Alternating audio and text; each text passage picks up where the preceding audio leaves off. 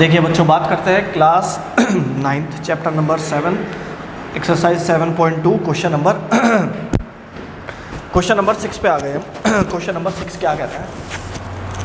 Question number 6 कहता है triangle ABC is an isosceles triangle. एक आइसोस्केलस ट्रायंगल बनाना है आपको ABC, जिसमें AB और AC इक्वल होनी चाहिए। तो मैंने एक आइसोस्केलस ट्रायंगल बनाया जी,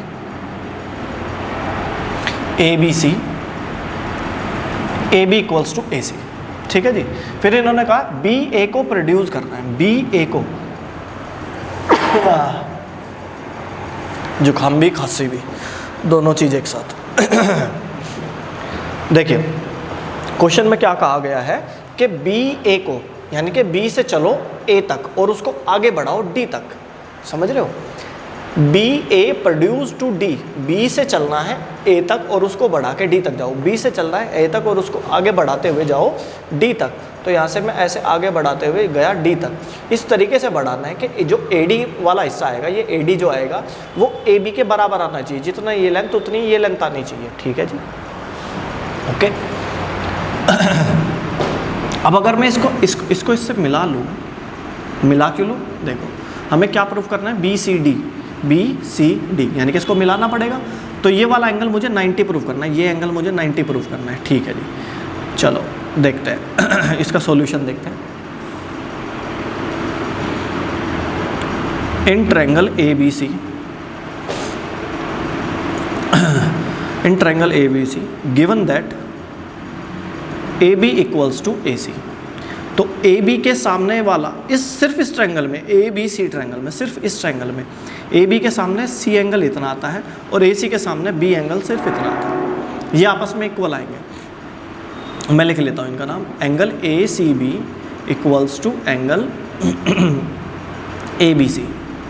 और मैं इनको मान लेता हूँ, ये बराबर है ना, तो मान लेता हूँ ACB equals to ABC equals to x degree. मैंने इनको मान लिया और ये मैंने फर्स्ट इक्वेशन बना के छोड़ दी। यहाँ तक कोई डाउट है? आपको बस एक नाम दे देना है, x एंगल नाम दे दिया मैंने इनको। मुझे पता है ये एंगल आपस में बराबर आएगा क्योंकि इक्वल साइड है, equal angle.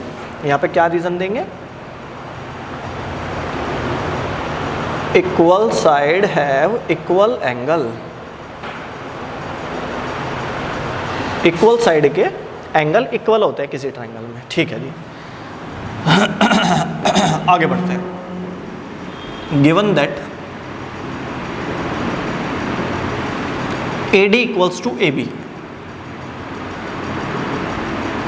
But AB equals to AC। इन्होंने कहा है कि AD AB के बराबर है, पर AB तो AC के बराबर है। भाई जितना पोर्शन ये है उतना ही पोर्शन ये है, पर जितना पोर्शन है उतना ही पोर्शन ये है। इसका मतलब ये और ये भी फिर बराबर होनी चाहिए। सो वी कैन से, तो हम ये कह सकते हैं कि जब AB AD के भी बराबर, AB AC के भी बराबर है ना, ये AB AD के भी बराबर है, ये AB AC के भी बराबर है, फिर तो ये भी आपस में बराबर होंगे, AD इक्वल्स टू AC। हम ये बात भी कह सकते हैं। अब देखो in triangle ADC AD equals to AC। भाई AD और AC इक्वल आ गए। इस ट्रायंगल को देखो ध्यान से, इस ट्रायंगल को, ये लेंथ इक्वल आ गई। तो इस लेंथ के सामने इस ट्रायंगल का सिर्फ इतना पोर्शन आता है, सिर्फ इस ट्रायंगल का देखना है मुझे। इस लेंथ के सामने, इस लेंथ के सामने इस ट्रायंगल में सिर्फ ये एंगल आता है, इसका नाम है ACD, एंगल ACD। और AC के सामने कौन सा एंगल आता है? AC के सामने कौन सा एंगल आता है? ये ADC, एंगल ADC। इसको भी मैं क्या बोलूँगा? इक्वल साइड है, इक्वल एंगल।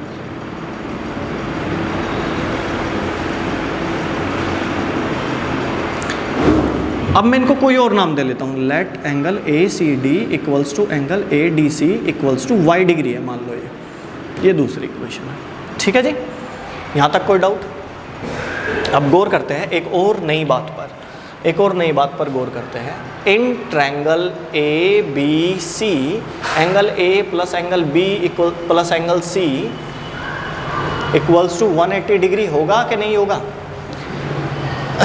इस बात के बारे में बताइए कि आपस में इक्वल होगा कि नहीं होगा? होगा। क्यों? क्योंकि sum of all interior angle of a triangle, sum of all interior angle of a triangle is 180। Angle A को मैं क्या लिख सकता हूँ? ओह सॉरी, मैंने गलत नाम लिख दिया। ये नाम है, इस पूरे ट्रायंगल का नाम है DBC। यहाँ पर डी कर देना है, सॉरी बच्चों, डी बी सी और यहाँ पर डी कर देना है। एंगल डी का क्या नाम है? इस वाले एंगल का नाम तो हमने वाई रखा था, इसका नाम वाई रखा था, इस वाले एंगल का नाम एक्स रखा था, इसका भी नाम एक्स रखा था। तो मैं क्या लिखूंगा? मैं यहाँ पे लिखूंगा एंगल डी की जगह वाई, एंगल बी की जगह एक्स और एंगल सी की जगह मैं क्या लिखूंगा? ये एंगल सी क्या कहलाएगा? ये angle C x plus y कहलाएगा, पूरा angle C x plus y कहलाएगा। तो x plus y equals to 180। तो क्या 2x प्लस 2y नहीं बन रहा इक्वल्स टू 180? क्या 2 कॉमन नहीं ले सकते? x plus y equals to 180। क्या x प्लस वाई की वैल्यू 180/2 90 नहीं आई, पर x प्लस वाई मिलके तो एंगल C बन रहा है, तो एंगल C 90 नहीं आया। क्या प्रूफ करना था? BDC एंगल C को 90 प्रूफ करना था। आई थिंक बच्चों आपको ये अच्छे से समझ में आया होगा। बहुत इजी क्वेश्चन है, सिंपल।